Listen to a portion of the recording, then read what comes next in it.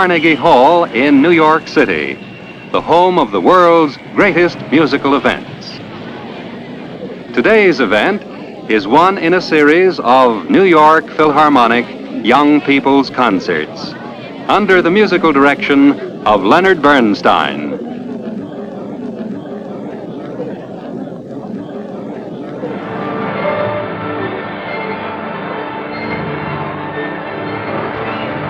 And here is Mr. Bernstein.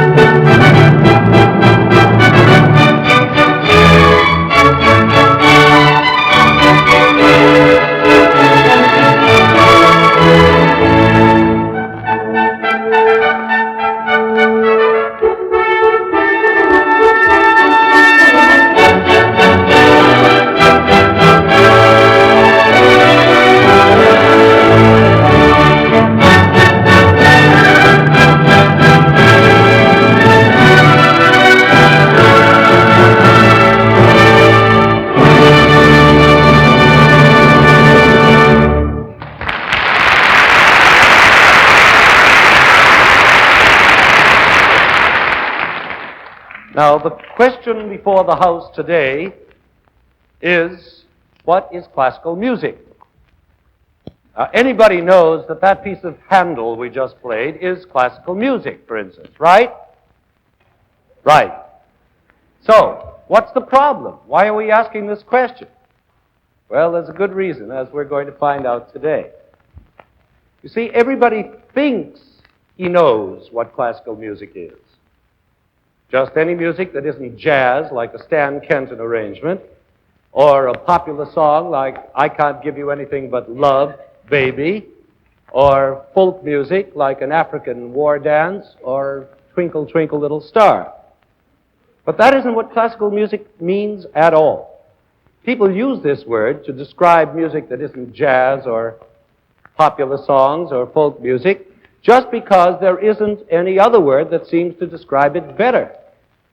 All the other words that are used are just as wrong, like good music, for instance. You've all heard people say, I just love good music, meaning that they love Handel instead of Spike Jones. Well, you know what they mean. But after all, isn't there such a thing as good jazz or a good popular song? So you can't use the word good to describe the difference. There's good Handel, there's good Spike Jones, so we'll just have to forget that word. Then people use the word serious music when they mean Handel or Beethoven. But there again, there's some jazz that's very serious. And heavens, what's more serious than an African war dance when the kettle is boiling? So that word's no good either.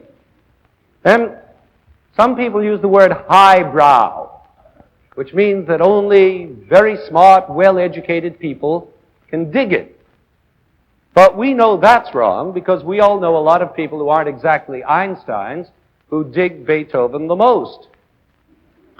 Well, what about the word art music?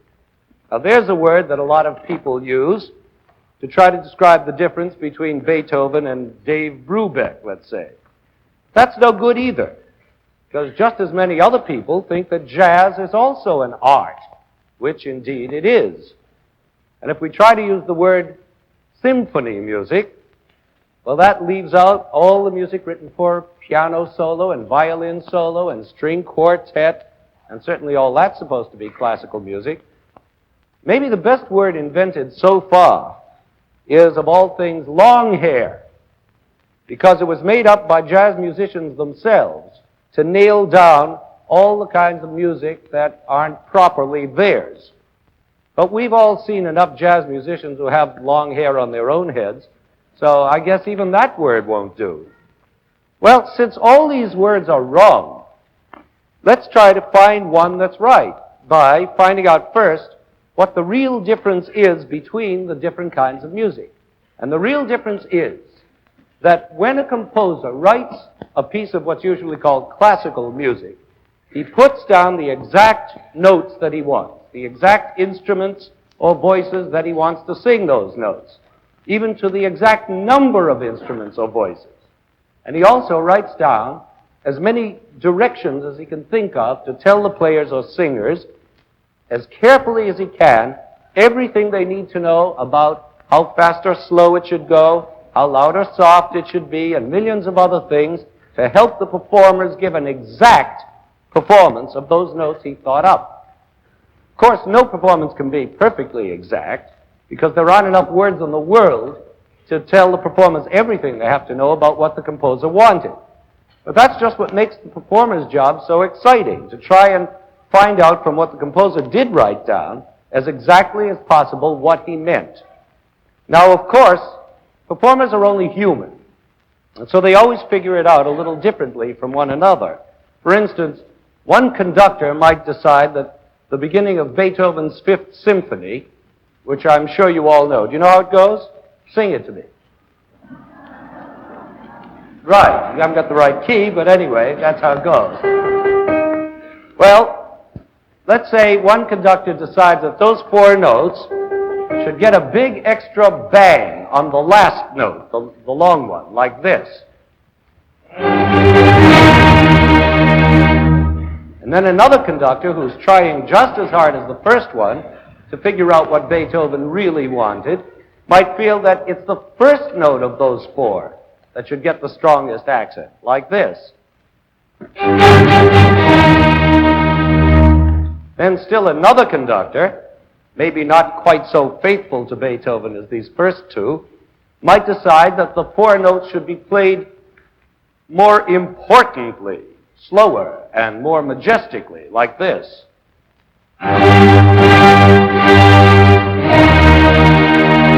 We've all heard that version of it. But in spite of these differences, which come out of the different personalities of these three conductors, they're still all conducting the same notes in the same rhythm, with the same instruments, and with the same purpose, which is to make Beethoven's printed notes come to life in the way they think he'd want them to. This means that what people call classical music can't be changed except by the personality of the composer. This music is permanent, unchangeable, exact. Now there's a good word, exact. Maybe that's what we should call this kind of music instead of classical. We should call it exact music, because there's only one way it can be played, and that way has been told us by the composer himself. But, on the other hand, if we take a popular song like, for instance, I Can't Give You Anything But Love, Baby, there's no end to the ways in which it can be played. It can be sung by a chorus, or by Louis Armstrong, or by Maria Callas, or by nobody. It can just be played without any words by a jazz band, or a symphony orchestra, or a kazoo, slow or fast, hot or sentimental, loud or soft. It just doesn't matter. It can be played through once or repeated 15 times in any key, even with the chords underneath changed. Even the tune itself can be changed and improvised on and fooled around with. For instance, the way the tune goes on the printed sheet music is like this.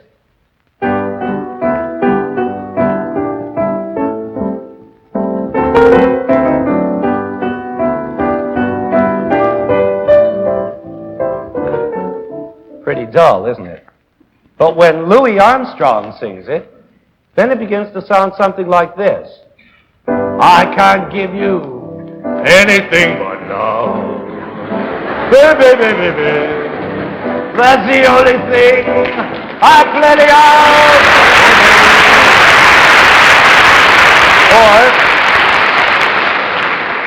Or if a cool progressive cat is playing it on the piano in Birdland, it might sound something like this.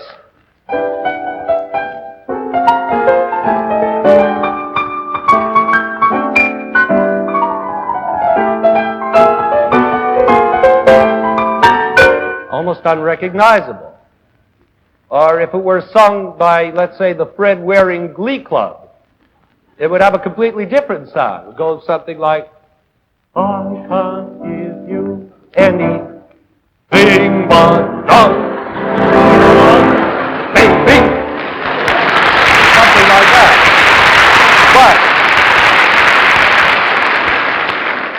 But the main thing about all this is that none of those ways is wrong.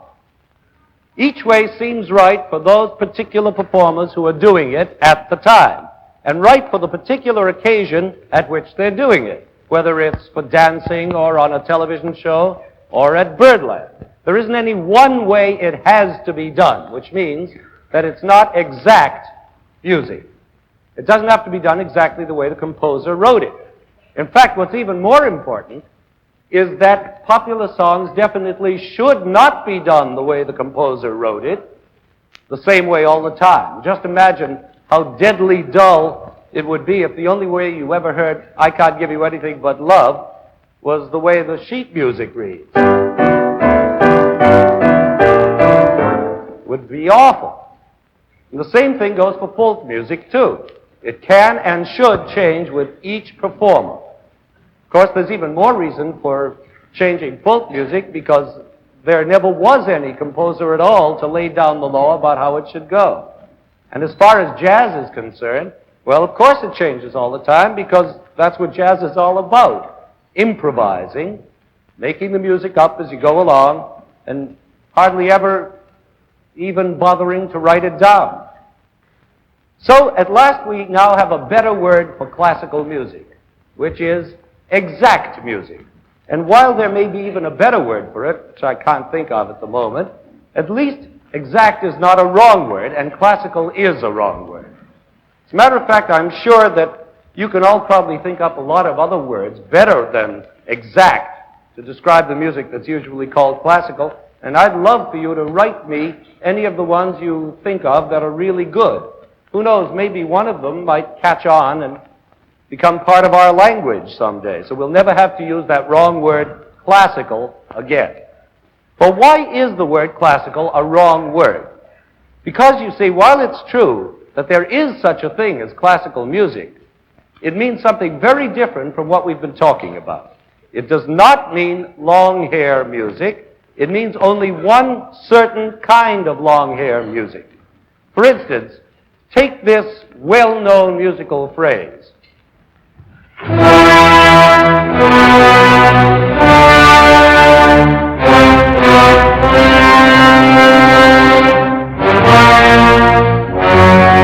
know what that is? What? Let's hear it. Right, Scheherazade. Okay, next question. Is that classical music? Wrong. It's not. Classical music refers to a very definite period in the history of music which is called the classical period. And the music that was written in that time is called classical music. And Scheherazade simply wasn't written in that time. But this music was.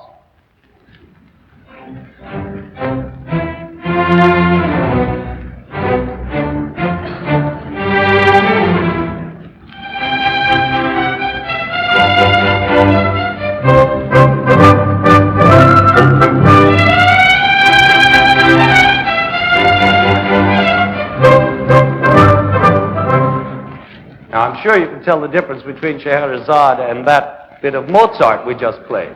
The Mozart is classical music. Now, let's see if we can get some idea of just when this classical period happened.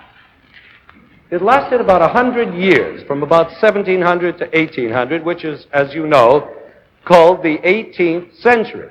Now, what do we know about this 18th century? Well, let's take the first half of it, for instance, the first 50 years. We've all learned in school what America was like during those years. It was still being settled. Pioneers were exploring new savage territories in our land. There were new frontiers all over the place. We were fighting Indians right and left. In other words, we were going through a tough time, living a rough life, and building a new country from the ground up. Now, this same time in Europe was very different. Over there, we find a nice old civilization that had been building up for hundreds of years. So by the time the 18th century rolled around, Europe wasn't any longer just exploring and nailing logs together. It was trying to make perfect what it had already built up. So these same first 50 years in Europe were a time of rules and regulations, and of getting those rules and regulations to be as exactly right as possible. This is what makes classicism, this bringing of rules to a pitch of perfection. It makes classical architecture, classical drama, and classical music. And that's what classical music really means. Music written in a time when perfect form and balance and proportion are what everybody's looking for. Music which tries more than anything else to have a perfect shape, like a beautiful ancient Greek vase. Now, the two giant musical names of these first 50 years of the 18th century were Bach and Handel. Especially Bach, because he took all the rules that the composers who lived before him had been experimenting with and fiddling with, and he made those rules as perfect as a human being can make them. For instance, take that form called the fugue. Now, the rules of a fugue are something like the printed directions you get when you buy an erector set. They tell you exactly how to build a house or a fire truck or a Ferris wheel. You start a Ferris wheel by attaching one metal section to another on the floor. Then you add one exactly 4 notches higher, and then another 5 notches higher than that, and so on. Then you make the wheel that goes around the whole construction. Now, that's just what Bach does in a fugue. Take this one, for instance, from his 4th Brandenburg Concerto. He lays the foundation for his Ferris wheel by starting with the viola. Now, that's the first section.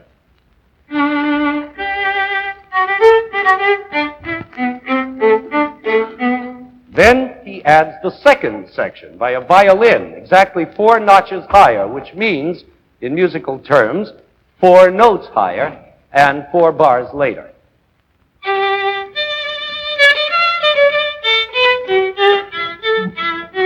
Now the third piece is attached by another violin 5 notches higher.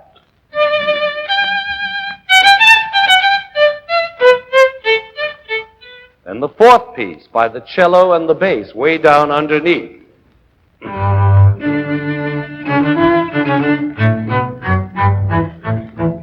And finally, the fifth piece is put into place by the flute way up on top.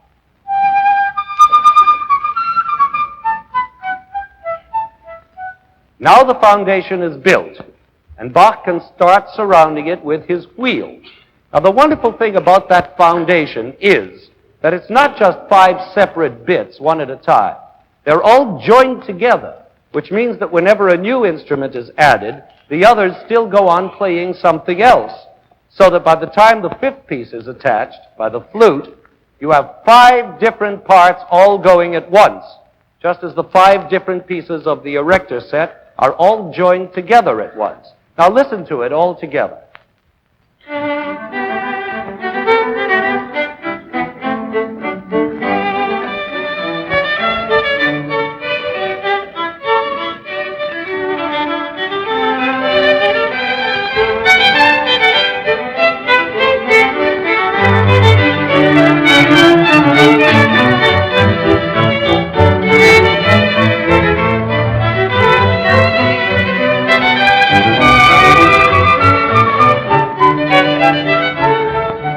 Isn't that marvelous? You see, that's classical perfection.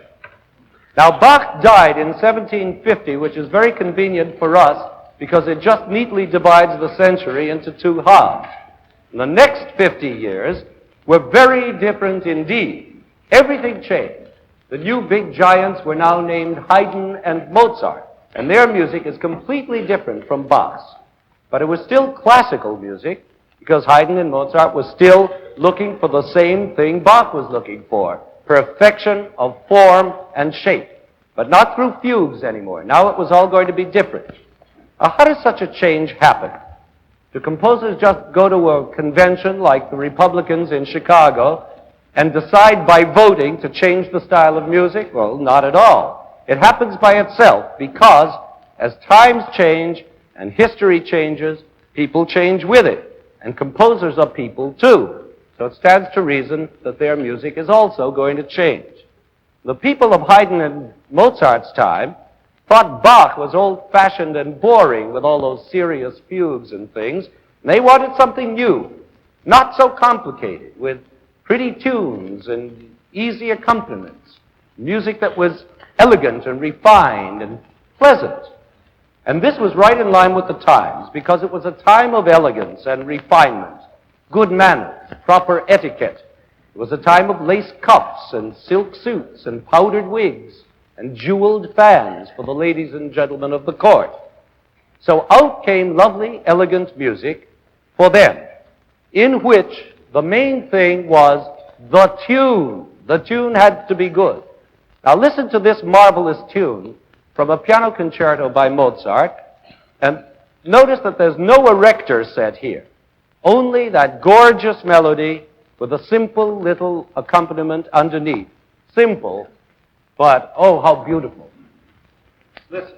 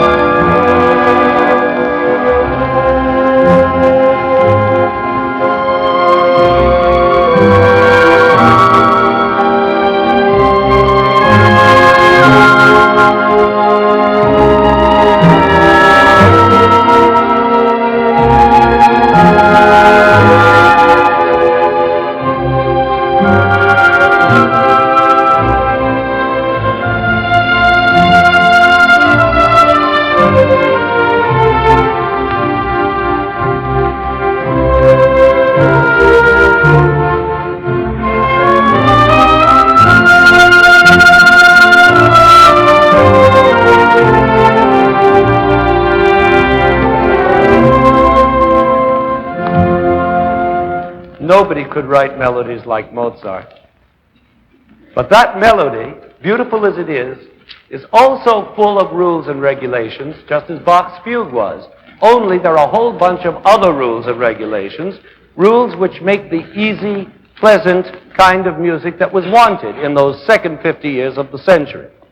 Now, another thing about this new, easy, pleasant kind of music was that it was fun. Those people in lace cuffs and powdered wigs wanted to be entertained. They wanted amusement and pleasure out of music. Beautiful melodies, sure, but also gay, witty, high spirits. Now, Mozart was a master of this, too. For instance, here's the overture to The Marriage of Figaro, an opera by Mozart, a very strict piece, which follows still another bunch of rules and regulations about something called sonata form, which we won't go into, but it's as different from a Bach fugue as milk is from orange juice. And the main thing about it is not how it's put together, like that old erector set, but that it's gay and witty and exciting and fun. Now just listen to it.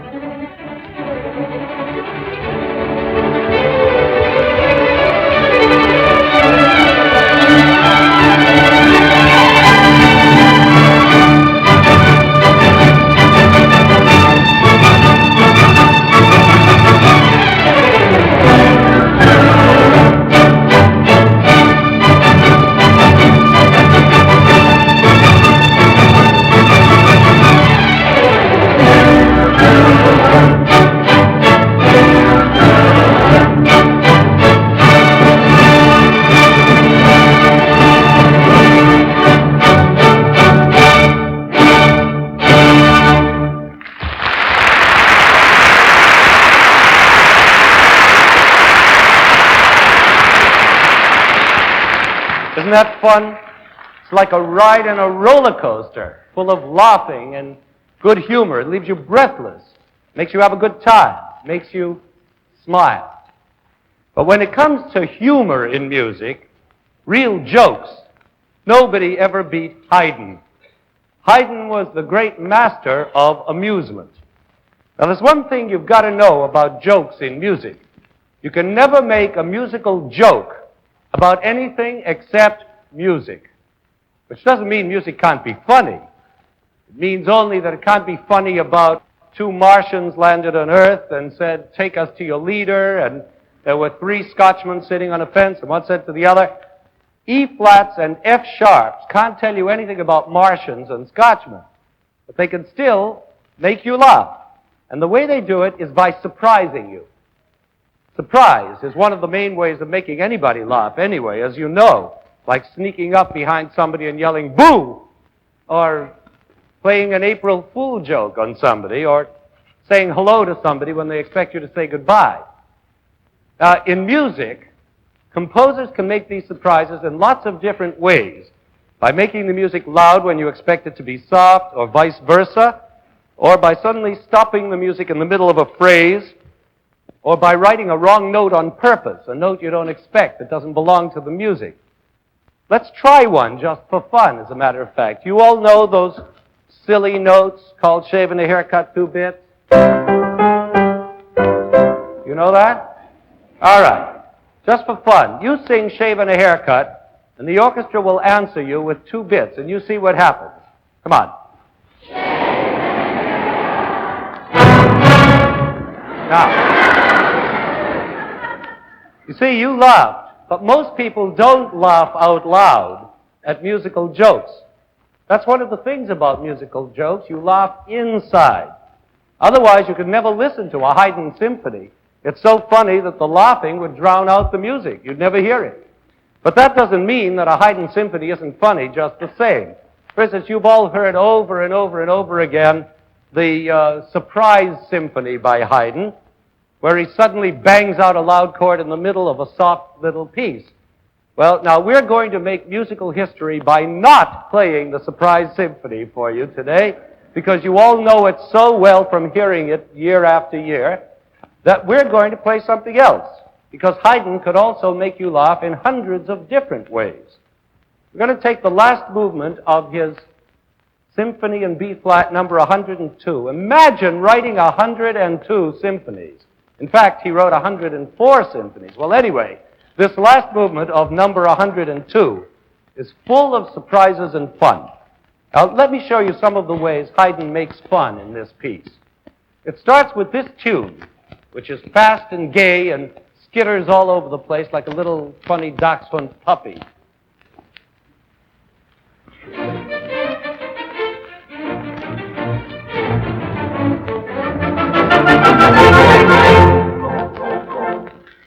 Now, did you hear that last little echo in the woodwinds? It's like somebody laughing at something you just said.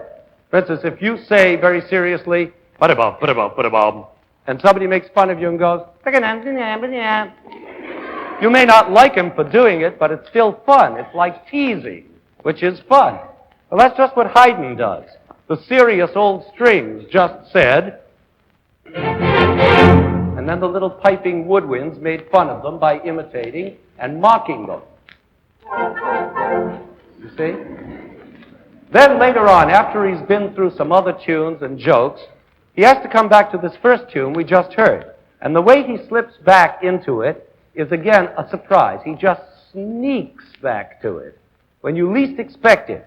It's as though you thought your kid brother had gone away on a trip, and all of a sudden, there he turns up hiding under the kitchen table. That's a shock. That would make you laugh. That's just what Haydn does. Listen to how he does it, and remember that the first tune we're getting back to is... Now listen to how he sneaks back to it.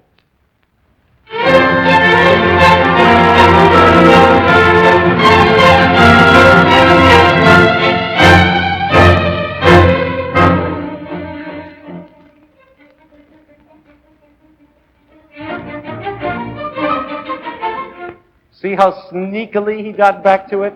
Sort of while you weren't looking, boom, and he's there. Later on, he has to sneak back again to the same tune, but in a different way. Now it's as though your kid brother suddenly turned up in the bathtub.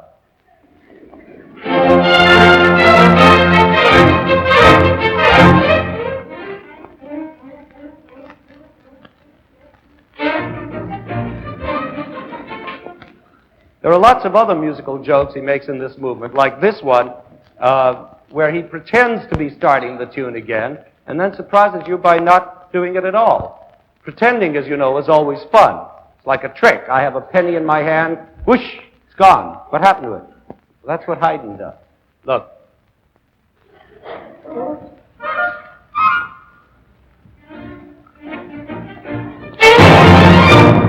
How about that last scale? That's really like yelling boo at someone, isn't it? Then he goes on making more false beginnings and scaring you with more sudden louds and sudden softs like this.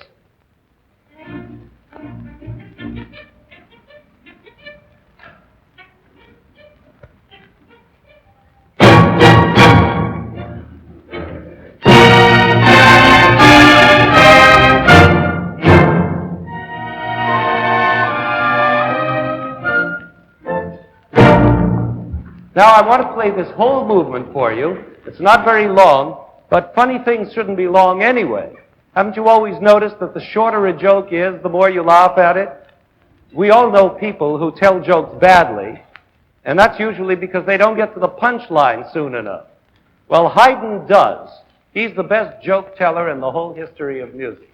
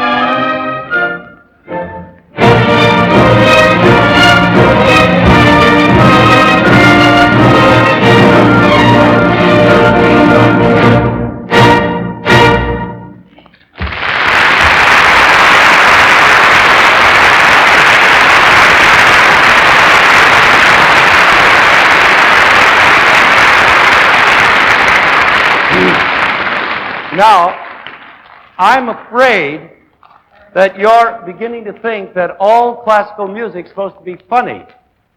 And I hope not, because it's not true. It can be very serious. All I'm saying is that wit and humor and fun and gaiety are one important part of this music of Haydn and Mozart, but it also has elegance, gracefulness, strength, and much more. But most of all, it has classic beauty. It sets up its rules and regulations of balance and form just as strictly as Bach did in his fugues. It was looking for perfection. That's why it's classical. Now you may say, if that was the most important thing, perfect form, rules, and so on, then where does emotion come in? People always think that feeling and emotion are the main thing in music. It should make you feel something, not just laughter, but maybe sorrow or pain or victory or spiritual joy. But the secret is that Mozart and Haydn do make you feel all those things, even using those strict rules and being so interested in proportions and shapes and all the rest of it.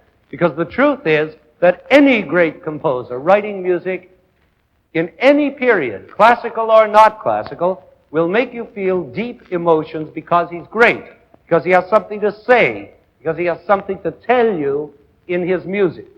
And because of this, a great composer's music will always last and last maybe forever, because people keep on feeling emotions whenever they hear it. And that lasting quality is perhaps the most important meaning of the word classical. A classic is something that lasts forever, like that Greek vase we talked about, or Robinson Crusoe, or Shakespeare's plays, or a Mozart symphony. Because Mozart's music makes the people who hear it feel something, feel the sense of classical perfection with that extra something added called beauty. For instance, when we listened to that gorgeous melody of his before, we are moved and touched. We feel something. Let's listen again to that same long, wonderful line of notes and see if this time you don't feel deep feelings. Almost sad, but not quite, and yet not really happy either. Very special feeling.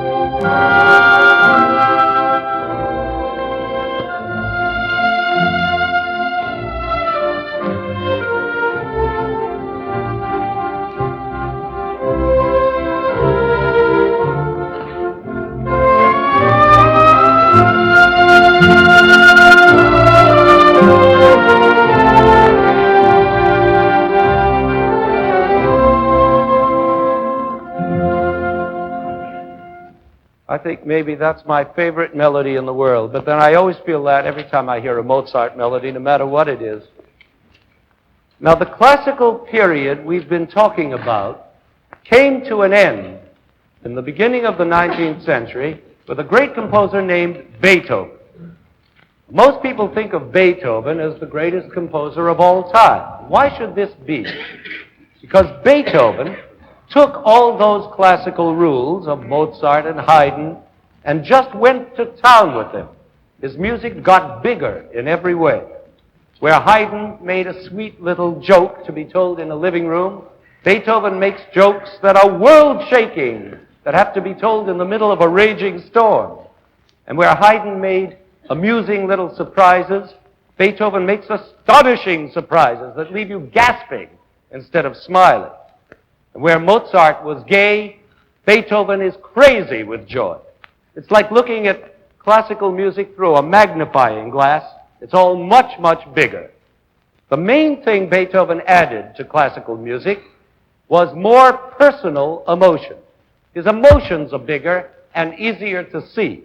Now that we call Romanticism. And that's the name we give to the music, most of it, that was written in the 100 years after Beethoven. It means being very free with your emotions, not so reserved and proper and shy, but telling your deepest feelings right away without even thinking whether you should or not. Let's see if I can give you an example. For instance, if I'm introduced to a lady named Miss Smith, well, let's make it a girl named Miss Smith, and I say, "How do you do, Miss Smith? I am very pleased to make your acquaintance." Then I'm being classical, proper, elegant, refined. I'm obeying the rules. But if I say, "How do you do, Miss Smith? What gorgeous eyes you have. I love you," then I'm being a romantic. I'm expressing my feelings right away, unashamed. I'm full of fire and passion, and I don't care who knows it. See if you can feel some of that in this music of Chopin, for example, who was a real romantic.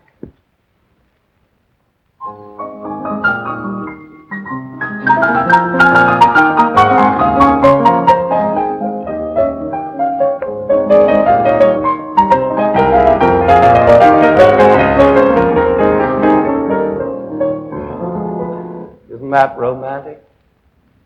Or listen to this bit by the great romantic composer Schumann.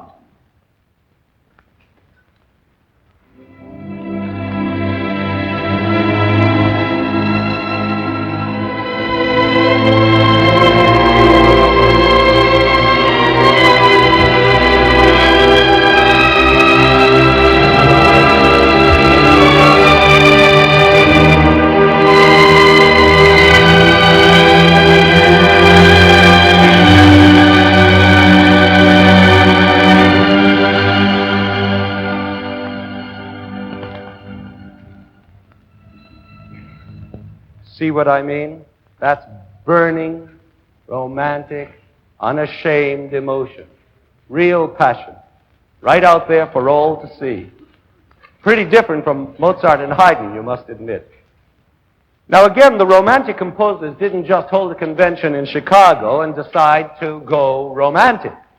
Again, it's a reflection of changes that happen in history, the way people live and think and feel and act. And it all began, strangely enough, with that greatest classicist of all, Beethoven. You see, he was two things at the same time. He was the last man of the classical period and the first man of the romantic period all at once. I guess you could say that he was a classicist who went too far. He was so full of feeling and emotion that he couldn't keep himself chained up in all those rules and regulations of the 18th century, and so he just broke his chains and started a whole new kind of music. And that was the end of classical music. So what have we learned today? First of all, that classical music does not mean just long hair music, but certain special kinds of long hair music that were written in the 18th century by such people as Bach and Handel, and then by Mozart and Haydn, and finally by the great Beethoven. We're going to end by playing Beethoven's wonderful overture to Egmont. which is about as classical as you can get. At the same time, it's full of romantic feelings like mystery, longing, rage, triumph, joy. Of course, it's not yet the big wild kind of romanticism that will come later in the music of Chopin and Schumann, or Tchaikovsky, or Wagner, or all the rest of them.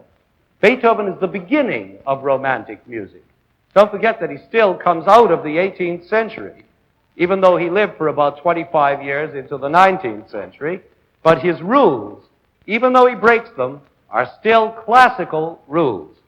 He was still trying to perfect those rules. And in the best of his music, he came as close to perfection as any human being ever has since the world began.